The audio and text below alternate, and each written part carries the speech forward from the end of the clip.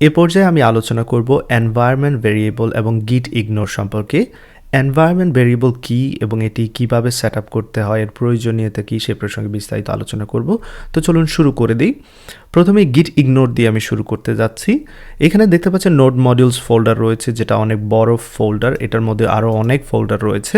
তো যখনই আমরা আমাদের প্রজেক্টটাকে গিটহাবে পুশ করব, আমরা ডেফিনেটলি এই নোড মডিউলস ফোল্ডার বা এছাড়াও যদি কোনো সিক্রেট ফাইল থাকে বা ইম্পর্টেন্ট ফাইল থাকে যেটা আমরা আউটসাইড ওয়ার্ল্ডে শেয়ার করতে চাচ্ছি না, সেগুলোকে আমরা কিভাবে ইগনোর করব যখন গিটে আমরা পুশ করব গিটহাবে।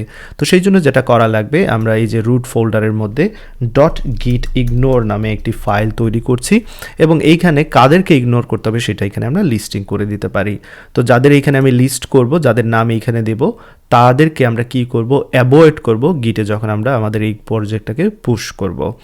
তো চলুন আমি যেটা খুবই ইজিলি যে কাজটা করব, নোড মডিউলস নোড গিট ইগনোর লিখে সার্চ দিই, সেক্ষেত্রে আমাকে এটা সাহায্য করবে। এবং এইখানে দেখতে পাচ্ছেন নোড গিট ইগনোর অ্যাট মেইন, আমি এখান থেকে এটা কপি করে নেব। এখানে অনেক কিছু রয়েছে যেটা কিনা খুবই ইম্পর্টেন্ট, সো আমি এখান থেকে সব কিছু করে নিচ্ছি। আমার আসলে এত সময় নেই যে সব কিছু নিয়ে চিন্তা করার। এবার এটা হ্যান্ডেল করবে গিট ইগনোর, কাকে কাকে অ্যাভয়েড করবে যখন গিটে পুশ করব আমরা গিটহাবে, তো সেটা কিন্তু এখানে দেয়া আছে। তো দেখতে পাচ্ছেন এখানে অবশ্যই নোড মডিউলস ফোল্ডার থাকবে, আমরা চাইলে সেটা চেক করে নিতে পারি। একটু সময় নিয়ে আমরা চেক করি, তাড়াহুড়ার কোনো কিছু নেই। এবং দেখতে পাচ্ছেন এই যে নোড মডিউলস ফোল্ডারটাকে সে কী করবে, ইগনোর করবে, দ্যাটস অল। এবং এছাড়াও এখানে আমরা .env ফাইলকেও সে ইগনোর করবে। আমি যদি একটু খুঁজে নেই, একটু সময় নিচ্ছি, এখানে দেখতে পাচ্ছেন আমি স্ক্রল করছি, অনেক কিছুকে ইগনোর করবে। এই যে .env, সো এই .env জিনিসটা কি সেটা আমরা সেট আপ করতে যাচ্ছি। .env বা এনভায়রনমেন্ট ভেরিয়েবলগুলোকে আমরা যে কাজটা করব, যেটা সিক্রেট জিনিস আমাদের, ধরা যাক কোন পোর্টে আমাদের সার্ভারটা রান হবে বা আমাদের মঙ্গোডিবির যে ইউআরএলটা রয়েছে সেই ইউআরএল, এছাড়াও যে বিভিন্ন ধরনের আমরা যদি সিক্রেট কি লাগে, জেসন ওয়েব টোকেন বা পরবর্তীতে অনেক ধরনের কি লাগবে যেগুলো আমরা আউটসাইড ওয়ার্ল্ডে শেয়ার করতে যাচ্ছি না, সেক্ষেত্রে সেগুলোকে আমরা কি করব, .env ফাইলের মধ্যে স্টোর করে রাখবো। সো .env ফাইলে যে ভেরিয়েবলগুলোকে ডিক্লেয়ার করব সেগুলো হচ্ছে .env এনভায়রনমেন্ট ভেরিয়েবলস। তো চলুন সেই কাজটা করি। আবারও এখানে লক্ষণীয় বিষয়, সার্ভার হচ্ছে আমাদের মেইন ফোল্ডার। সার্ভার ফোল্ডারে আমি .env নামে একটি ফাইল তৈরি করতে যাচ্ছি এবং এইখানের মধ্যে আমার যে ইম্পর্টেন্ট জিনিসগুলো রয়েছে সেগুলো আমি স্টোর করে রাখবো। সো এই মুহূর্তে আমি এখানে একটি ভেরিয়েবল তৈরি করব, এনভায়রনমেন্ট ভেরিয়েবল, তার নাম দিচ্ছি সার্ভার। অ্যান্ড দেন আমি পোর্ট দুইটা এখানে একসাথে করে দিচ্ছি, দেখতে পাচ্ছেন এখানে আন্ডারস্কোরের মাধ্যমে। যদি আপনারা একের অধিক ওয়ার্ড ব্যবহার করেন সেক্ষেত্রে অবশ্যই আন্ডারস্কোর ব্যবহার করবেন। এবং অবশ্যই এখানে একটা জিনিস খেয়াল রেখেছেন যে আমি ক্যাপিটাল লেটার ব্যবহার করছি। দেন আমি পোর্ট নাম্বার এখানে সাপোজ দিচ্ছি 3001। সো এবার এই 3001 পোর্ট নাম্বারটা আমি চাইলে কি করতে পারবো, আমার অ্যাপে ব্যবহার করতে পারবো। তো চলুন আপাতত একটি মাত্র এনভায়রনমেন্ট ভেরিয়েবল এখানে থাকুক, এটাকে আমরা কিভাবে অ্যাক্সেস করতে হয় সেটা আমরা দেখে নিই আমাদের প্রজেক্টে। তো আমাদের app.js-এ আমরা অবশ্যই পোর্ট নাম্বার, এখানে কোনো পোর্ট নাম্বার নেই ডেফিনেটলি, আমরা সার্ভার যেখানে রান করেছি সেখানে ডেফিনেটলি পোর্ট নাম্বার রয়েছে। সো এরকম ডিরেক্টলি পোর্ট নাম্বার না দিয়ে আমরা কি করব, আমাদের এনভায়রনমেন্ট ভেরিয়েবলের যে পোর্ট নাম্বার রয়েছে সেটা ব্যবহার করব আমরা। তো তার আগে আমরা যদি সেটা ব্যবহার করতে চাই, যে কাজটা করতে পারি এখানে লক্ষ্য রাখবেন, আমি বলছি যে const port, দেন আমি এখানে বলে দিচ্ছি যে এনভায়রনমেন্ট ভেরিয়েবলের যে ফাইলটা রয়েছে সেইখান থেকে আমি তাকে অ্যাক্সেস করতে যাচ্ছি, সেক্ষেত্রে বলতে হবে process.env ডট সেই ভেরিয়েবলের নাম সেটা আমাদের লাগবে। সো সার্ভার পোর্ট হচ্ছে ভেরিয়েবলের নাম। এবার সার্ভার পোর্ট এখানে আমি বসিয়ে দিচ্ছি। তাহলে কোনো এনভায়রনমেন্ট ভেরিয়েবলকে যদি অ্যাক্সেস করতে হয় আপনার বলতে হবে process.env অ্যান্ড দেন সেই ভেরিয়েবলের নাম।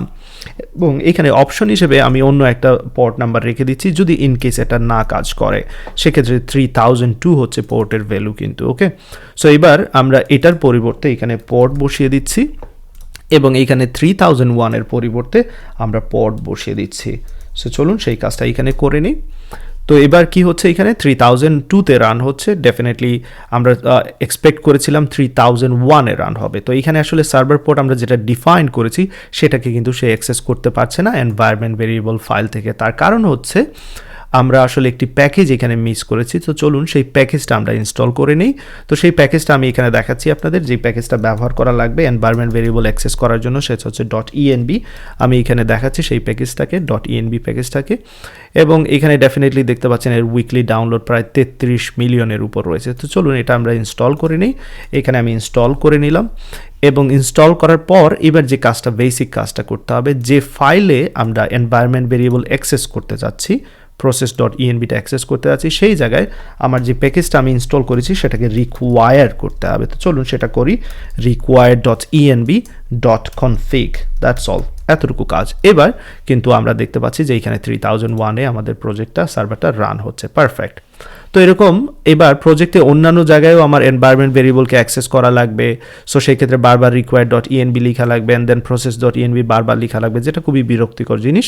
তো আমরা যে কাজটা করতে পারি, এই সিক্রেট ফাইলগুলো বা সিক্রেট ভেরিয়েবলগুলোকে হ্যান্ডেল করার জন্য আমরা যে কাজ করব, সোর্সের মধ্যে একটি ফাইল তৈরি করে নিচ্ছি, তার নাম দিয়ে দিচ্ছি সিক্রেট। সো secret.js এইখানে, এবং এই secret.js এর কাজ হচ্ছে আমার পুরো প্রজেক্টে সে কী করবে, যতগুলো এনভায়রনমেন্ট ভেরিয়েবল আছে সবগুলোকে সে এইখান থেকে এক্সপোর্ট করবে। তো সেই জন্য আমি যে কাজটা করব, server.js এ এইখানে এইটাকে এখান থেকে সরিয়ে দিচ্ছি, এটাকে আমি নিয়ে যাব secret.js এ, এবং এইখান থেকে আমি সব কিছুকে হ্যান্ডেল করতে যাচ্ছি। সো আমার যে ভেরিয়েবল যেটা ছিল সেটা আমি এখান থেকে কেটে নিচ্ছি, লক্ষ্য রাখবেন এইটা এখান থেকে কেটে নিয়ে secret.js এ আমি এখানে বসিয়ে দিলাম, এবং এই জায়গা থেকে আমি এক্সপোর্ট করব এই পোর্ট নাম্বারটাকে। সো এখানে বলে দিচ্ছি এক্সপোর্ট, আমরা ব্যবহার করব module.export। পরবর্তীতে আমরা অনেক কিছু এক্সপোর্ট করব, তাই এখানে আমি অবজেক্টের মধ্যে এই পোর্টটাকে এক্সপোর্ট করছি। তো এখানে নামটা আমি একটু চেঞ্জ করে দিচ্ছি, একটু ভালো নাম দেওয়ার চেষ্টা করছি, সার্ভার পোর্ট, এবং সেই সার্ভার পোর্টটাকে আমরা এখান থেকে কি করব, আমরা এক্সপোর্ট করে দিচ্ছি, দ্যাটস অল। সো যতগুলো এনভায়রনমেন্ট ভেরিয়েবল নিয়ে কাজ করব সব কিছুকে এইখান থেকে অ্যাক্সেস করে আমি এক্সপোর্ট করব, ওকে। তাহলে সব কিছু খুব সুন্দরভাবে আমরা কি করতে পারবো, মেনটেন করতে পারবো প্রজেক্টে। এবার চলুন এখানে চলে আসি, এখানে আসলে পোর্ট নাম্বার দিয়ে কোনো পোর্ট দিলে হবে না, আমাদের সার্ভার পোর্টটাকে অ্যাক্সেস করতে হবে, দ্যাটস অল, ওকে। আপনি নিশ্চয়ই খেয়াল করেছেন এই জায়গায় পোর্ট দিলে হবে না, এই জায়গায় আমার সার্ভার পোর্ট দিতে হবে। আমি এই জায়গাটা ভুল করেছি, সেই জন্য ক্ষমা চেয়ে নিচ্ছি, এবং আশা করি এবার দেখতে পাচ্ছেন এটা পারফেক্টলি রান হয়েছে। তো আপনারা শিখে নিলেন কিভাবে এনভায়রনমেন্ট ভেরিয়েবল নিয়ে কাজ করতে হয় এবং gitignore নিয়ে কাজ করতে হয়।